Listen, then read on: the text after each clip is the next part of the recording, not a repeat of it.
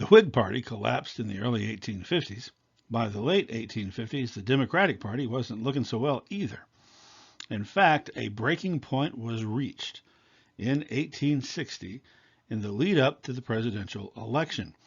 The Democratic Party had as a plank in its official party platform the effort to preserve popular sovereignty.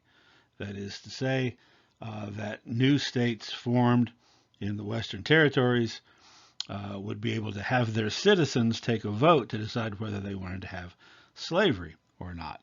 Well, Southern Democrats didn't like that idea. They didn't want there to be a choice. They wanted slavery to automatically be the de facto situation in any new states. And, in fact, that precedent had been set by the Supreme Court decision of Dred Scott. However, the Democratic Party's platform was to try to find a way to counter that, to undo that, to have popular sovereignty.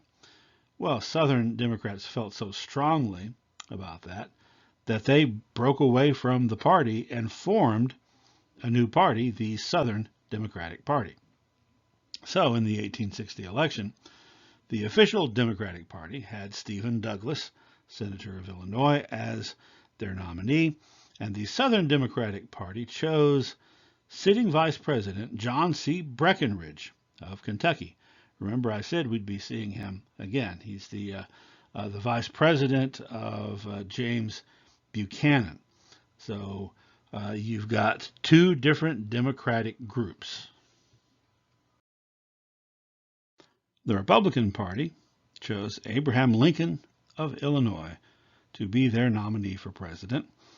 As you can see at this point, Lincoln didn't have his famous beard. In fact, he started growing his beard in October of 1860 after he got a letter from an 11-year-old girl in New York who said she really liked him and hoped he could be president, but maybe he should grow a beard because ladies love whiskers and it might help his chances. So he took her advice and stopped shaving his chin whiskers, and by the time of the election in November, he had his famous beard. Now, the Republican Party's platform, their official platform, was that they promised not to interfere with slavery in the South, but they equally promised to do all they could to prevent the spread of slavery outside the South into those Western territories. Now, this definitely did not sit the Republican Party well with most Southerners who wanted to not just keep slavery in the South, but to expand it, both to keep their political power, which we've discussed earlier, and to be able to continue expanding or even holding on to their foothold in cotton agriculture because they needed new lands. So anyhow, Lincoln is the Republican. So you had the Republican Party, and you had now two different Democratic parties, and you also had a fourth party, the Constitutional Union Party, that was comprised mostly of former Southern Whigs, not very many Southern Democrats, and Know-Nothings, the American Party, which was defunct by this time. They chose as their candidate Senator John Bell of Tennessee. Their platform principally was what they were after was they wanted to maintain the status quo. They wanted to protect slavery as it was, but they wanted to avoid having a situation where any states seceded, which many were threatening to do if the Republicans won. And they basically wanted everybody to just kind of compromise and keep things going.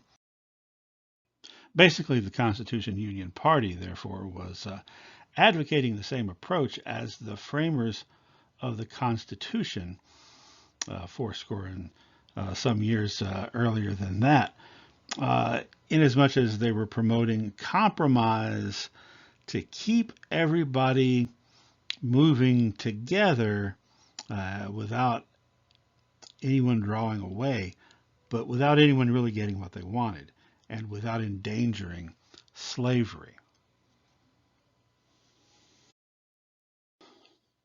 John Bell, in fact, had voted against the Kansas-Nebraska Act, as had another Southern senator, Sam Houston of Texas. In fact, the Constitutional Union Party started off really as an effort to get Sam Houston, who by this time was governor of Texas again, to run for president, which he agreed to do, but kind of half-heartedly. And it was Bell who got the nomination.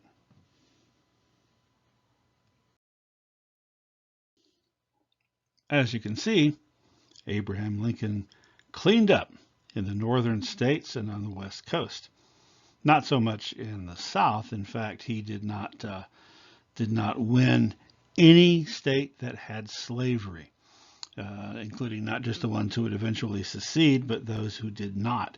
In fact, Lincoln wasn't on the ballot in most southern states, and that's largely because, when you vote for president, you're not really voting for president. You're really voting for an elector, a person in your state who has publicly pledged to vote for the individual that in question.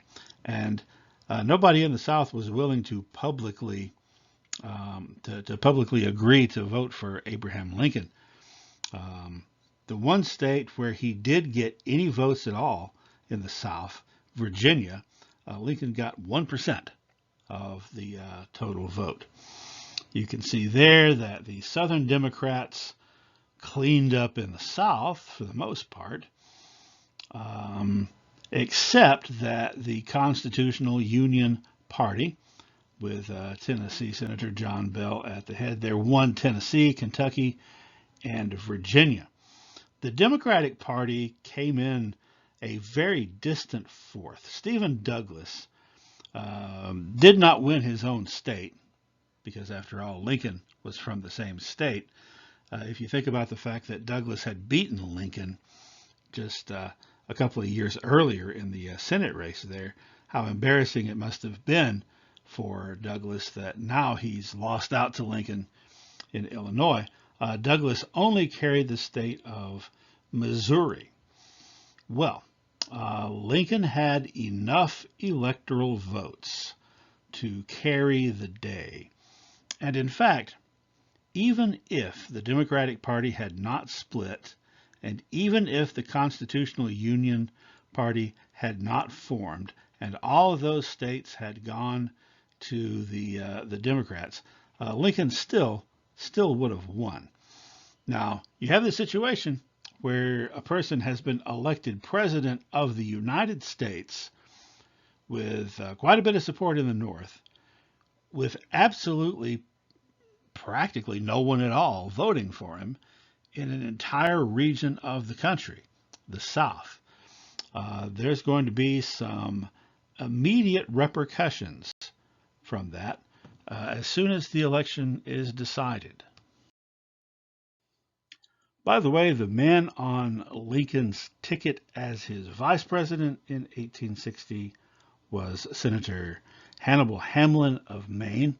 Nobody ever mentions him, so I thought I would, briefly. In December of 1860, South Carolina announced they were seceding from the United States of America. The next month, 5 other southern states, 5 states from the Deep South, joined South Carolina in secession: Georgia, Alabama, Florida, Mississippi, and Louisiana. Finally, on February the 1st, Texas became the 7th state to announce their secession. On February the 9th, 1861, these 7 states announced that they had joined together to form a new country, the Confederate States of America. Now, there were 8 slave states that did not secede from the Union in that winter of 1860 and 1861. You can see the 8 listed here. 4 of those 8 did wind up seceding for reasons we will discuss soon in the spring of 1861. Virginia, Arkansas, North Carolina, and finally in June, Tennessee. Tennessee was the 11th and final state to secede and join the Confederacy.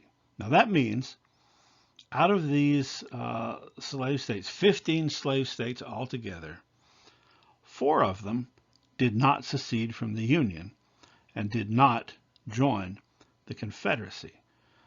Those were Kentucky, Maryland, Delaware, and Missouri. However, particularly in Kentucky and Missouri, there was a lot of pro-Confederate sentiment, and quite a bit, maybe not a majority of people, but quite a few. And so sort of shadow governments, shadow Confederate governments were set up in those states, even though those states were part of the United States. And they were included among the Confederate government. But there were only officially 11 states that made up the Confederacy. Here's a map to kind of help visualize what's going on. All the states in dark gray were slave states in 1860. All the states in dark blue were free states in 1860. And all the states in light blue were territories, not states. Now, the magenta line that sort of runs along the top northern part of Texas, all the way up to the east and to Virginia, that magenta line is the boundary of the Confederate States of America, eventually, when all 11 members had joined. So as you can see there, Maryland and Delaware are outside that boundary. They did not secede, as are Missouri and Kentucky. And you'll also see that Virginia kind of got cut in half by that magenta line. That's because the western counties of Virginia that were up in the mountains, they did not want to secede, and they remained loyal to the Union. And by 1863, 2 years into the war, they were established as a brand new state, the state of West Virginia, which was a free state and a Union state. And here's a map to help you better visualize the influence of the Confederacy. The dark green states are members of the Confederate States of America. The light green areas are states or territories that had Confederate influence and that had both Union government, but also some element of unofficial, unrecognized Confederate government that was recognized by the Confederacy. So we've got the southern part of New Mexico and Arizona, which a lot of folks don't even think about the American Southwest in terms of the Civil War. We've got Oklahoma, which was then called Indian Territory. That was sort of a unique situation that we'll discuss more later. And then you've got Missouri and Kentucky, which we already talked about. And then West Virginia, which is really on this map because for the first 2 years of the war, they were part of the Confederate state of Virginia, even though they didn't want to be. Lincoln was inaugurated on March 4th, 1861, a little less than 1 month after the formation of the Confederate States of America. In his inaugural address, he said, quote, "I have no purpose, directly or indirectly, to interfere with the institution of slavery in the states where it exists. I believe I have no lawful right to do so, and I have no inclination to do so." And this was in fitting with the Republican Party platform, which was that they were promising they weren't going to mess with slavery in the South. They just weren't going to let it spread.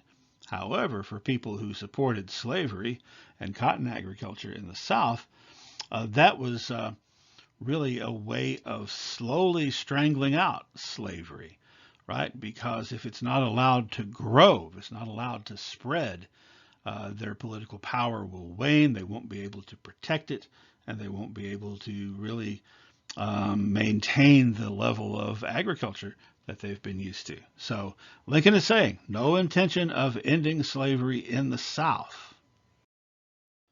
He then continued in his inaugural address to express the idea that the Union had been meant to be perpetual, which means it can't be broken apart. You can't withdraw from it. Now, if you'll recall, the Articles of Confederation, which preceded the Constitution, were officially called the Articles of Confederation and Perpetual Union. The Constitution, he pointed out, was then created in order to form a more perfect union. Lincoln then pointed out that it was his job to defend the Constitution. He was swearing an oath to do so at his inauguration. And defending the Constitution, he said, means that he has to defend its laws in every state. Basically, he's saying that because the Union was meant to be perpetual from his point of view, and therefore from the U.S. government's point of view, whether these southern states said they seceded or not, there's no such thing. They are still part of the United States, and it is Lincoln's job to defend the law. And then he said, quote, "In doing this, there needs to be no bloodshed or violence, and there shall be none, unless it be forced upon the national authority. The power confided to me will be used to hold, occupy, and possess the property and places belonging to the government, and to collect the duties and imposts. But beyond what may be necessary for these objects, there will be no invasion, no using of force against or among the people anywhere." Now you have to understand that part of what's going on in March of 1861, 1 month after the Confederacy was formed, there are still U.S. Army forts throughout the South. And the Confederacy is demanding that the U.S. Army abandon those forts because they're on Confederate soil, not United States soil. Lincoln is not acknowledging that. If it's a U.S. fort, then it's U.S. soil. And he's saying that he will use his power only to protect that property, that U.S. government property in the South, that he has no intention beyond that of invading or of using force. He continues, quote, "In your hands, my dissatisfied fellow countrymen, and not in mine, is the momentous issue of civil war. The government will not assail you. You can have no conflict without being yourselves the aggressors. You have no oath registered in heaven to destroy the government, while I shall have the most solemn one to preserve, protect, and defend it. I am loath to close," that is to close ranks, that is to fight. So he's saying, I don't want to fight.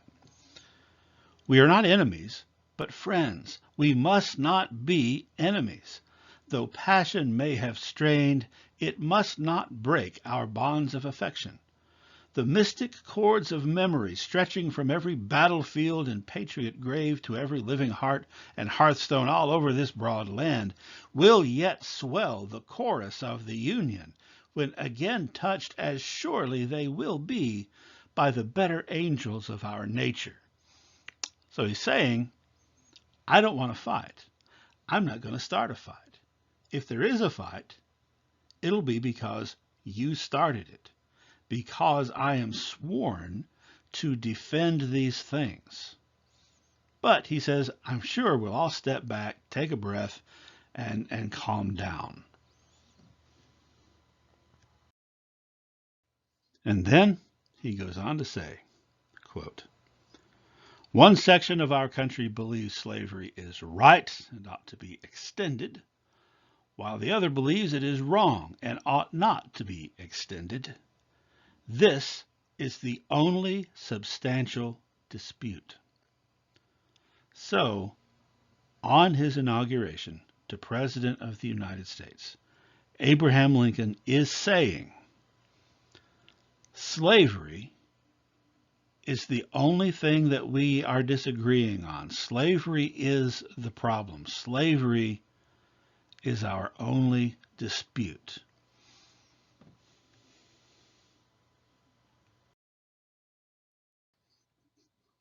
That was Lincoln's position. However, someone else had been inaugurated president a little while before that. Jefferson Davis of Mississippi, President of the Confederate States of America. What is the position of the Confederate States of America on slavery and on the reason for their secession and on the reason they are prepared, if necessary, to fight?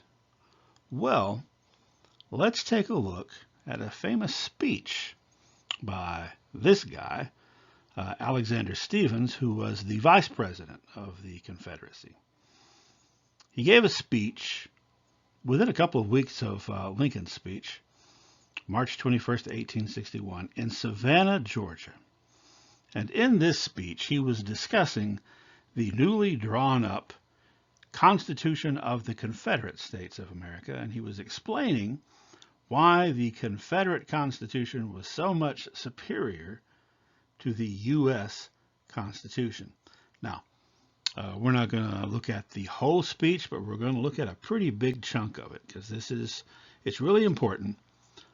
I think it's particularly important that you are exposed to the words of the people involved. That's why I read so much of Lincoln's speech. So here we go. The speech that has come to be known as the Cornerstone Speech, and as we go along, you'll see why that is. But not to be tedious in enumerating the numerous changes for the better, that is, in the Constitution, allow me to allude to one other, though last not least. The new Constitution has put at rest forever all the agitating questions relating to our peculiar institution, African slavery, as it exists among us, the proper status of the Negro in our form of civilization. This was the immediate cause of the late rupture and present revolution. Jefferson, in his forecast, had anticipated this as the, quote, rock upon which the old Union would split, end quote. He was right. What was conjecture with him is now a realized fact. But whether he fully comprehended the great truth upon which that rock stood and stands may be doubted. The prevailing ideas entertained by him and most of the leading statesmen at the time of the formation of the old Constitution were that the enslavement of the African was in violation of the laws of nature, that it was wrong in principle, socially, morally, and politically. It was an evil they knew not well how to deal with, but the general opinion of the men of that day was that somehow or other, in the order of Providence, the institution would be evanescent and pass away. This idea, though not incorporated in the Constitution, was the prevailing idea at that time. The Constitution, it is true, secured every essential guarantee to the institution, that is slavery, while it should last, and hence no argument can be justly urged against the constitutional guarantees thus secured because of the common sentiment of the day. Those ideas, however, were fundamentally wrong. They rested upon the assumption of the equality of races. This was an error. It was a sandy foundation, and the government built upon it fell when the storm came and the wind blew.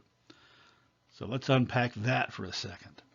First of all, Stephens is saying that slavery was, quote, the immediate cause of the late rupture and present revolution. Slavery, he is saying, is the cause for these states seceding and forming a new country. Then he calls back to Thomas Jefferson and how Jefferson, way back in 1820, had been upset about the Compromise of 1820 and about the arguments over slavery, and feared that slavery was going to break the country apart. Then Stephen points out that Thomas Jefferson, like most people of his generation, the quote-unquote founding fathers generation, believed that slavery was wrong, but they didn't know how to get rid of it.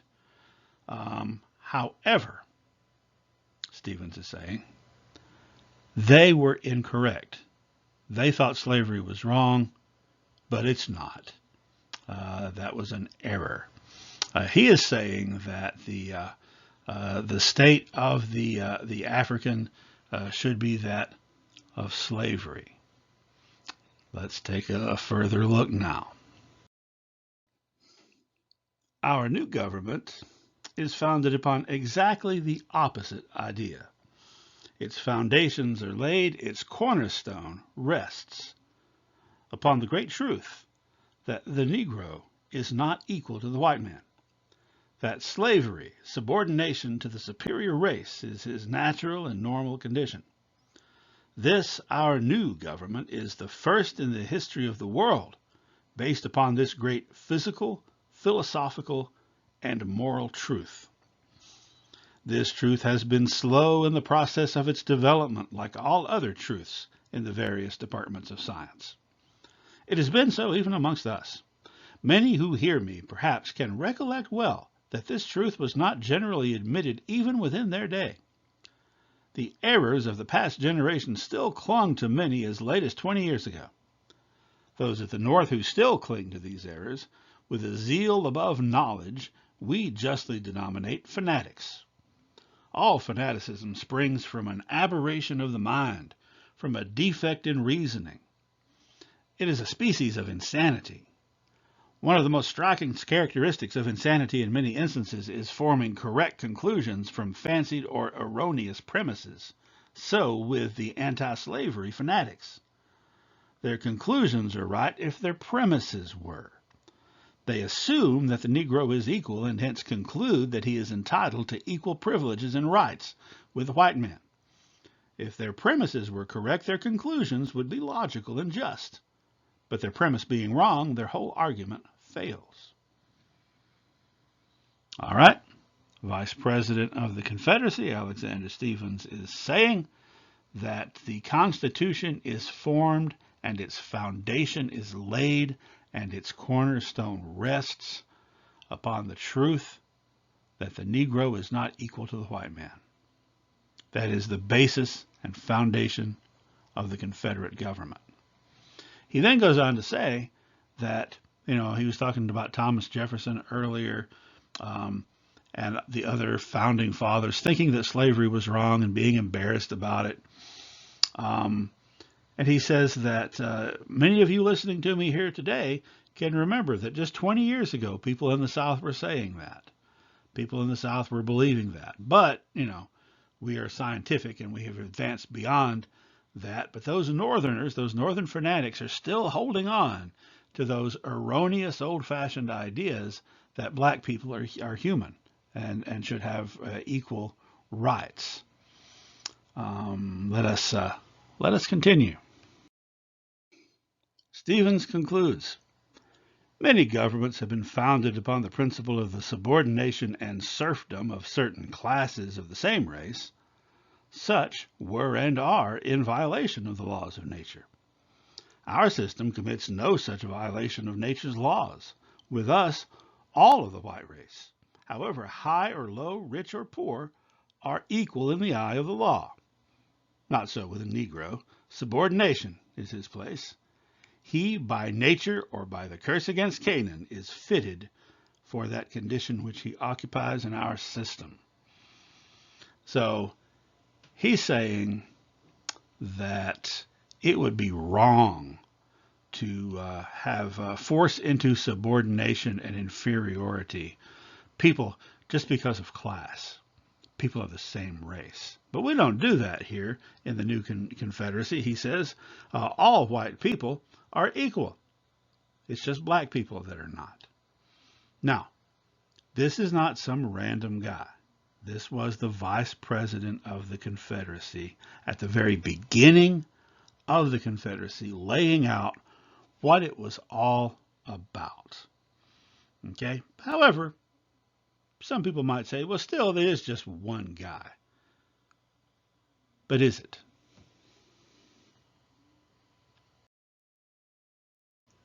We're going to talk later about something that's called lost cause ideology, which is something that came about after the end of the Civil War, that sort of retroactively said a lot of things about what the war was about.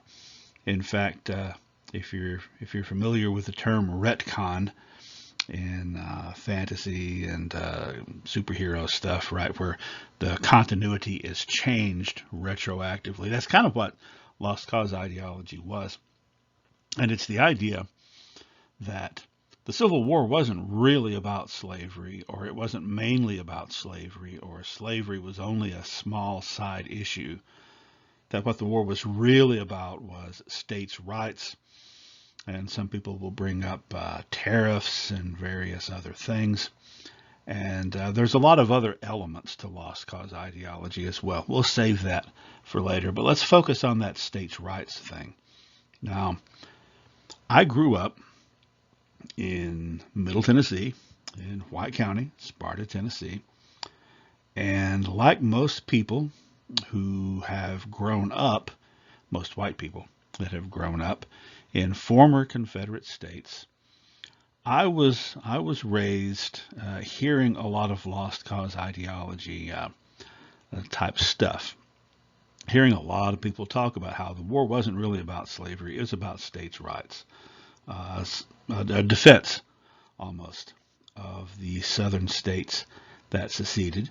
And like a lot of white people who, especially of my age and older, who grew up hearing that stuff, it soaked in.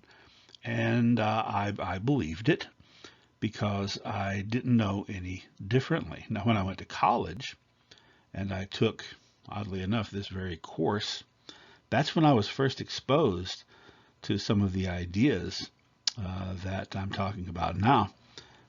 When I was first exposed to some of the primary source documents, like the speech of Alexander Stephens, for instance. But you know what? I still wasn't completely convinced that there wasn't some lost cause element going on in there. And it wasn't really until I got to graduate school. And I was doing research, and I learned a lot more stuff, obviously, in a PhD program on U.S. history than I did even basic college courses. But the research I was doing led me to look at primary source documents from a lot of different places, including the secession statements of the various states, which you might be familiar with, maybe you're not. But also, I went back to my, in one summer, my research project was to go back to my hometown and go through actually the records at the libraries and the courthouses of not just my home county, but all the surrounding counties. And I started to see on the city and county level people talking about what they were fighting for, what they were seceding for at the time they were actually doing it, that did not line up with what I had been told, and even with what a lot of those people said after the war was over.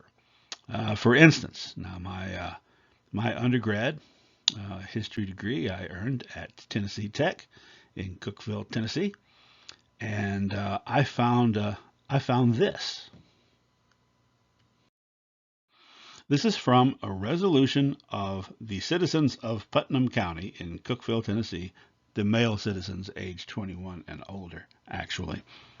Passed on April 22nd, 1861, a resolution to urge the Tennessee state legislature to secede from the Union and join the Confederacy, which they did about 6 weeks after this meeting.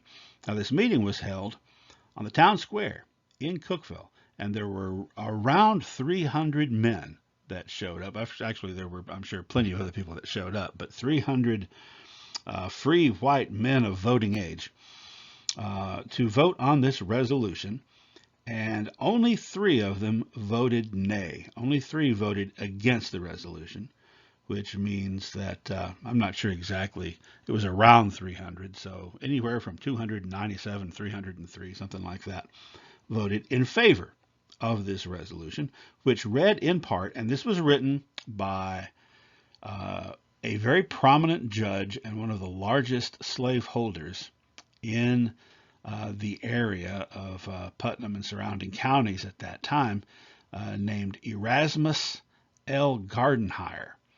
And this is what he said in the resolution that was overwhelmingly approved. Quote, "The anti-slavery party," talking about the Republicans, "the anti-slavery party is the enemy of the Union and the Constitution, advocating the equality of the Negro and the white races, and the abolition of slavery. To accomplish this, the anti-slavery party has been organized and now constitutes the dominant party in all the free states. And now, having possession of the federal government in all its departments, it is attempting by conquest and coercion to carry out its damnable heresies." The damnable heresies in question, that black people should have equal rights and slavery is wrong.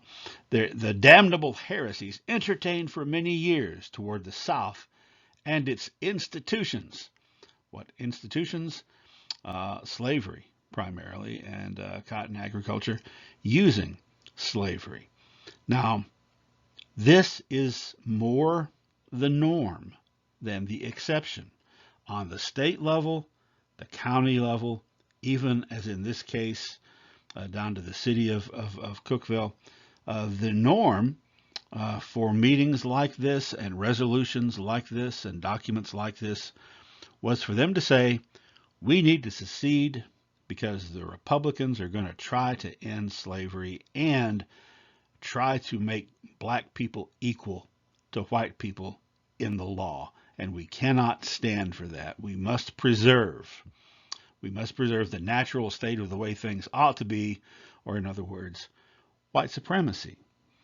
I was kind of surprised to see this so starkly and explicitly stated in this document and in many of the other documents that you can find if you dig around. In some cases, you don't have to dig far. So the vice president of the Confederacy said that secession was about preserving slavery and white supremacy, and that's what the Confederacy was founded on. The vice president of the Confederacy, all the way down to a local judge in Putnam County, and you can find many similar resolutions saying the same thing. This is what they were saying at the time they were doing it. Okay? Now, if after the war was over and they lost, spoiler alert, and slavery was ended, a lot of folks kind of went back and said, oh, we weren't fighting about slavery. Well, what were they saying at the time? That's what's important. Okay? Now, the fact that the Confederacy was based on the defense of slavery, secession was based on the defense of the institution of slavery. That means, as both Lincoln and Stevens said in their speeches in March of 1861, the war was about slavery. That does not necessarily mean that every individual who fought in the war was specifically, primarily fighting either to defend or to destroy slavery. There were some slaveholders that fought for the Union, for example. There were some people who were not perhaps necessarily invested in putting everything, betting the farm on slavery, who still joined the Confederate Army. So on an individual level, this might or might not have been the primary motivation. Among many soldiers in the North, ending slavery completely was not the motivation of most of them. Preventing its spread was.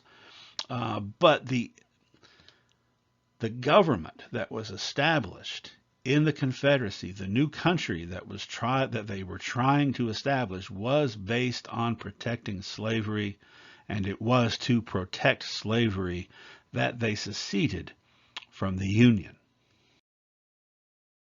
And here's an example of what I'm talking about, the experience of one individual, J.M. Morgan, who had long had a law practice in the little town of Gainesboro in Jackson County, which is the neighboring county to Putnam. Living in Putnam County in 1861, there on the town square for the vote on this resolution, he was one of the 3 men who voted against the resolution because he was strongly pro-Union, did not want Tennessee to secede or join the Confederacy at all. Now, I don't know that there's any evidence one way or the other whether he was for or against slavery, but he was in favor of Tennessee staying in the Union. However, when the shooting started at Fort Sumter, which we're going to get to soon, and the Union Army was mobilized to enter the South, Morgan, even though he was against secession, once Tennessee had seceded, he joined the Confederate Army instead of the Union Army. A lot of people in the area that were opposed to secession joined the Union Army, actually. But he joined the Confederate Army, his reason being that he felt he was defending the South from invasion by the Union Army. So his specific instance was not necessarily based around desiring to protect slavery. He had other reasons for fighting and other reasons for choosing the side he did. But the side he chose existed for the sole purpose of defending slavery and enforcing white supremacy. And that is just a fact. Now, let's look at some more evidence for the factuality of that statement I just made. Each state that seceded from the Union did so by their state legislature drawing up an announcement, kind of like a Declaration of Independence. It was a declaration of secession, or actually more technically, an ordinance of secession. And all these are available. All of them can be found online. And you can learn a lot about the thinking of the people involved by looking at what they said was the reason they were withdrawing from the Union. Now, the first 7 states that seceded over the winter of 1860 and 61 and formed the Confederate States of America in February of 1861, out of those 7, Louisiana, their ordinance of secession basically just said, it was very short, it said in essence, we secede, we dissolve our union. They didn't say anything about why. Florida did much the same thing. The other 5 states, though, all gave very explicit reasons for why they were seceding, and they all those other 5 mentioned slavery as the reason. Slavery and in some cases the tyranny of Abraham Lincoln, in that he was going to try to stop slavery. And in 3 of the 5 cases, they went ahead and said basically white supremacy, to defend white supremacy. The 4 states that joined in the spring, Arkansas, Tennessee, Virginia, and North Carolina. In those cases, Tennessee and North Carolina didn't really give a reason. Kind of like with Louisiana. They just announced they were doing it. Arkansas said they were doing it. The only reason they gave was because Lincoln had ordered the U.S. Army to invade the Confederate States. Virginia didn't specifically mention slavery. They implied that slavery was the reason, which is kind of what Alabama had done too. The wording there was that they were seceding because the Republican Party was avowedly hostile to the domestic institutions of their state, which, as we know, that means slavery. So a lot of different ways of going about it. But of the first 7, the ones that got the ball rolling, 6 out of the 7 said they were doing it to preserve slavery, and the 7th one just didn't say why. So that tells us a lot right there. So let's take a brief look at some of these first 7 seceding states and their ordinances. Mississippi claimed they were seceding because the North had elected as president someone who, quote, whose opinions and purposes are hostile to slavery. He has declared that government cannot endure permanently half slave, half free, and that the public mind must rest in the belief that slavery is in the course of ultimate extinction. Their votes have been used to inaugurate a new policy hostile to the South and destructive of its beliefs and safety. Alabama said that the election of Lincoln was, quote, preceded by many and dangerous infractions of the Constitution of the United States by many of the states and people of the northern section. That it is a political wrong of so insulting and menacing a character as to justify the people of the state of Alabama in the adoption of prompt and decided measures for their future peace and security. From Georgia, quote, for the last 10 years, we have had numerous and serious causes of complaint against our non-slave-holding Confederate States with reference to the subject of African slavery. They have endeavored to weaken our security, to disturb our domestic peace and tranquility, and persistently refuse to comply with their express constitutional obligations to us in reference to that property, and by the use of their power in the federal government have striven to deprive us of an equal enjoyment of the common territories of the Republic. By their declared principles and policy, they have outlawed $3 billion of our property, that is, slaves, in the common territories of the Union, put it under the ban of the Republic in the states where it exists, and out of the protection of federal law everywhere. Their avowed purpose is to subvert our society and subject us not only to the loss of our property, but the destruction of ourselves, our wives, and our children, and the desolation of our homes, our altars, and our firesides, all by opposing slavery. From Texas, in the North, quote, the people have formed themselves into a great sectional party, now strong enough in numbers to control the affairs of each of those states, based upon an unnatural feeling of hostility to these southern states and their beneficent and patriarchal system of African slavery, proclaiming the debasing doctrine of equality of all men, irrespective of race or color, a doctrine at war with nature, in opposition to the experience of mankind, and in violation of the plainest revelations of divine law. They demand the abolition of Negro slavery throughout the Confederacy, the recognition of political equality between the white and Negro races, and avow their determination to press on their crusade against us so long as a Negro slave remains in these states. And from South Carolina, who got the secession ball rolling first in December of 1860, just 1 month after the election.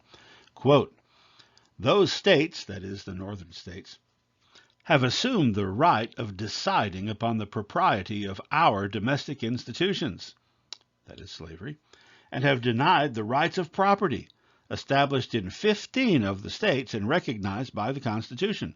They have denounced as sinful the institution of slavery. They have permitted open establishment among them of societies whose avowed object is to disturb the peace and to allure the property of the citizens of other states. They have encouraged and assisted thousands of our slaves to leave their homes, and those who remain have been incited by emissaries, books, and pictures to servile insurrection. For 25 years, this agitation has been steadily increasing until it has now secured to its aid the power of the common government. And as I mentioned before, the other two of those original 7 Confederate states, Louisiana and Florida, had very shorter announcements that essentially just said, "We are seceding," in so many words. Now, of those 7, most of them in their ordinance of secession mentioned something about their state having sovereign rights to do whatever they wanted. So in that regard, they did all mention states' rights. But the question is, states' rights to do what? Is it a matter of the very concept of states having implicit rights, innate rights, or was it something more specific? We know it's something more specific. It's about slavery. Now, if you will recall, we talked before about the Fugitive Slave Act. We talked about the Kansas-Nebraska Act. We talked about that including popular sovereignty.